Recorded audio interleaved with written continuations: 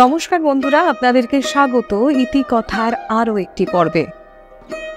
প্রথম কলকাতার পৌরবাজার বা আজকের নিউ মার্কেট। পলাশীর যুদ্ধের পর বাংলা শাসন ক্ষমতা আসে ইস্ট ইন্ডিয়া কোম্পানির হাতে। গোড়ায় প্রশাসনিক কাজ মুর্শিদাবাদের নবাবের মাধ্যমে সম্পন্ন হলেও অর্থনৈতিক নিয়ন্ত্রণ ছিল কোম্পানির হাতে। কলকাতা তখন হয়ে উঠল কোম্পানির প্রধান কুঠি ও কেন্দ্র। সাহেবদের সঙ্গে ব্যবসা করবার জন্য বা তাদের ব্যবসায় চাকরির আশায় গ্রামগঞ্জ থেকে বহু মানুষ তখন কলকাতায় আসতে থাকে এবং বসবাস আরম্ভ করে। তাদের দৈনন্দিন খাদ্য ও অন্যান্য সামগ্রী সরবরাহের জন্য ছোট বড় নানা আকারের ব্যক্তি মালিকানার প্রাইভেট বাজার গড়ে উঠতে থাকে কলকাতার বিভিন্ন অঞ্চল জুড়ে। কিন্তু সেই সব বাজারের জিনিসপত্র এবং দাম নিয়ে খুব সমস্যা হতো বলে জনসাধারণের পক্ষ থেকে সরকারি উদ্যোগে বাজার খোলার জন্য দাবি উঠতে থাকে বারবার। ধর্মতলা এলাকায় তেমনই একটা বড় আকারের বাজার ছিল ধর্মতলা মার্কেট। এর মালিক ছিলেন হীরালাল সিং।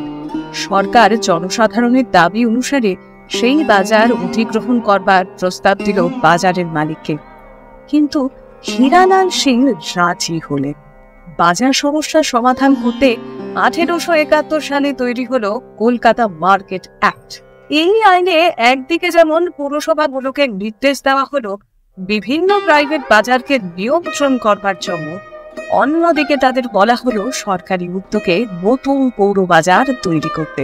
অবশ্য ওই আইন তৈরির আগেই বাজার তৈরির জন্য কলকাতা পৌরসভা জানবাজার স্ট্রিট ও লিন্ডসে স্ট্রিটের মধ্যে 24 বিঘা 19 কাঠা 3 ছটাক মাপের এক বিরাট বস্তি অধিগ্রহণ করে রেখেছিল 2,18,000 টাকা। ফেনুক বাজার নামে একটা বাজারও ছিল সেখানে।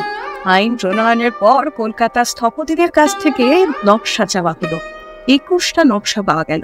তার থেকে আর বায়ানের তৈরি নকশা মনোনীত হলো এবং তাকে 1,000 টাকা পারিতোষিকও দেওয়া হলো। তারপর ওই নকশা অনুযায়ী তৈরি হলো বাজার। জমি সহ মোট খরচ হলো 6,55,000 টাকার মতো। 1874 সালের 1 জানুয়ারি জনসাধারণের জন্য খুলে দেওয়া হলো সেই বাজার। কলকাতার প্রথম পৌর বাজার বলে লোকমুখে নাম হয়ে গেল নিউ মার্কেট।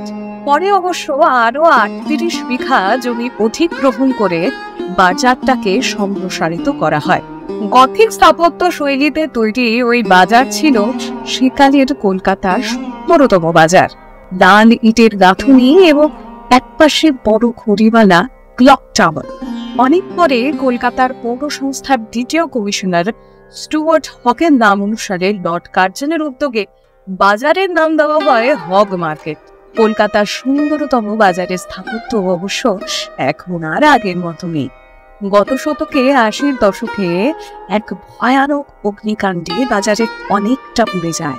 পরে সেখানে আধুনিক রীতির বাজার তৈরি হয়, যা প্রাচীন স্থাপত্যের সঙ্গে একেবারেই বেমানান।